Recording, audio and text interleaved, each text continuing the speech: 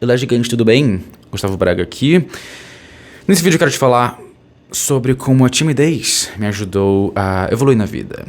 A gente tem desafios, todo mundo tem desafios em algum aspecto da vida, seja perder peso, seja falar em público, seja criatividade, seja fazer cálculos, seja relacionamentos. Todo mundo tem mais de uma dificuldade, eu tenho pelo menos duas dessas, que eu te mencionei aqui.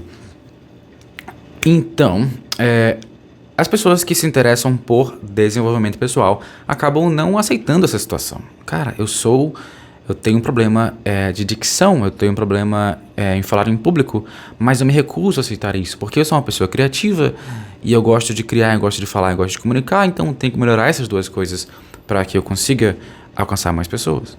Isso que eu acabei de falar é verdade para mim, por exemplo. Eu tenho um problema de dicção e eu comecei a gravar vídeos lá em 2017, se não me engano.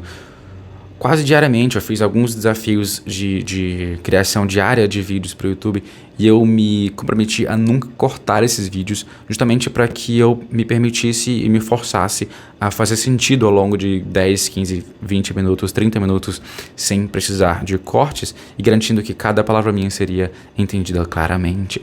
Mas ainda assim, ainda hoje em dia, eu me pego me esforçando pouco para falar e as pessoas perguntando: quê? O que foi que ele disse? Isso me machuca muito quando a pessoa... Tem 3 pessoas no grupo, eu tô falando com uma pessoa e essa pessoa com quem eu tô falando fala com outra pessoa perguntando o que eu disse. O que foi que ele disse? Como se eu falasse outro idioma e a pessoa fosse minha intérprete. Então, quando eu paro de prestar atenção à minha dicção, eu realmente me torno quase incompreensível. Só que, no geral, eu sou muito bem compreendido quando eu falo. Quando eu quero falar, eu coloco energia na minha articulação e sou bem compreendido. A mesma coisa para falar em público. Eu não tenho certeza se eu tenho um problema em falar em público. Eu tenho um problema em falar em público quando não me é solicitado. Quando me é solicitado e quando eu sou pago para estar ali, quando eu sou o centro das atenções, né, quando vou dar uma aula, uma palestra, um curso, aí sim eu gosto, porque aquelas pessoas estão ali para me ouvir, então me sinto confortável em falar. Mas quando eu tenho que roubar a atenção das pessoas, chamar a atenção das pessoas, começar uma conversa que elas não queriam que fosse iniciada, aí eu travo bastante. Então, eu sempre fui uma pessoa que me desafiou nesse sentido. Eu vejo uma mulher bonita na rua e eu tô solteiro, quero falar com ela. E pra mim, desde criança, foi um grande desafio isso, porque eu ficava, meu Deus, vou falar com ela, será que eu falo, será que eu não falo, o que eu vou falar, o que eu vou puxar o assunto? E eu ficava a noite inteira pensando se eu falasse com ela, entendeu? Até que ela vai embora e eu penso, putz, eu tava quase indo. E eu não ia. Mas, apesar de ser a regra, a exceção é bem interessante, porque muitas vezes eu me percebi indo contra a minha vontade, eu gritando para voltar, para não ir, e fazendo o que eu imaginei que ia fazer. E aquele processo de fazer o que eu pensei, eu tinha medo de fazer, é prazeroso de certa forma, é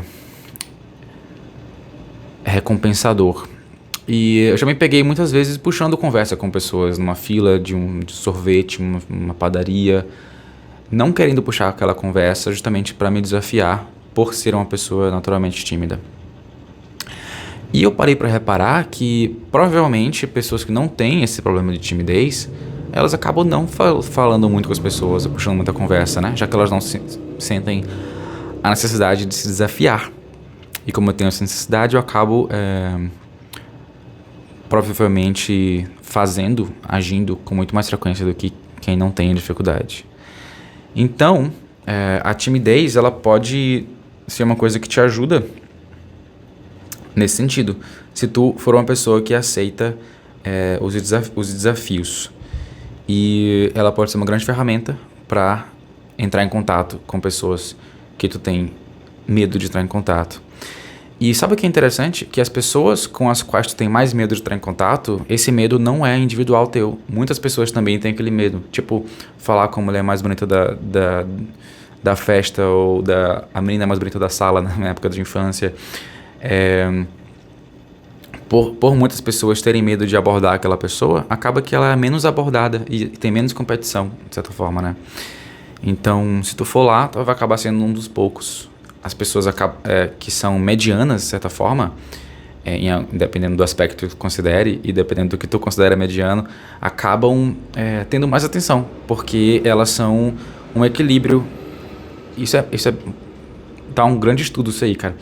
Porque elas estão no equilíbrio ali entre o que tu tá disposto a ir e o que ela... e o nível dessa pessoa, entendeu? Então ela é mais alcançável, essa pessoa é mais alcançável, eu consigo chegar nela, não preciso me esforçar tanto para subir tanto. E além do fato de os elogios que tu for dar para aquela pessoa vão funcionar melhor do que elogios que tu daria para uma pessoa que já sabe que é muito foda em alguma coisa. Então tu tem mais papo, tem mais conversa com aquela pessoa, o nível de complexidade do que tu vai falar para ela é menor, né? A exigência é menor. Por isso que pessoas medianas acabam recebendo muito mais atenção, de certa forma. Mas o esforço é o mesmo para falar com uma pessoa que é mediana em algum aspecto e que não é mediana em algum aspecto, que se destaca de forma formidável em algum aspecto. Principalmente hoje, na época, né, no universo digital, tu mandar um direct para um famoso, para um cientista, para alguém que se destaca naquela área, parece às vezes desafiador ou invasivo, mas às vezes aquela pessoa não está recebendo tanta atenção quanto tu acha que ela está. Justamente porque porque existe esse bloqueio geral nas pessoas de que não vou falar com uma pessoa que é muito superior em algum aspecto. E acaba que a gente fica ali só falando com as pessoas que estão na mesma bolha, no mesmo nível que a gente, de certa forma, e evita dessa forma, mesmo que não conscientemente, evoluir em alguma coisa. Isso me lembrou uma frase agora, né, que se você é a pessoa mais inteligente da sala, você está na sala errada.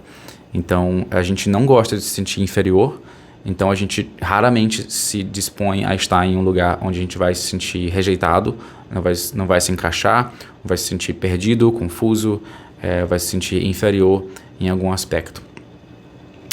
Por isso acaba que a gente fica na mesma mediocridade. Então a timidez me ajudou nisso, me ajudou a ser a pessoa que se desafia sempre. Eu não me considero uma pessoa muito carismática com estranhos, assim. Na verdade, no geral, não sou uma pessoa tão carismática. Sou uma pessoa amorosa, pessoa que abraça, que beija, que dá elogio. Mas carismático, assim, de falar, putz, cara, assim, eu conheci um cara que ele é muito assim, cara, esse hambúrguer tá muito gostoso, viu? O ponto da carne tava uma delícia. Parabéns por isso, por aquilo. Da última vez que eu vim aqui, tá? Então tem toda uma conversa ali, todo um carisma, toda uma energia. E eu não tenho aquilo, eu não tenho naturalmente essa capacidade de ter essa conversa tão evoluída com aquela pessoa. Então, geralmente, o que eu faço é aprender o nome da pessoa. Para mim, quando a pessoa...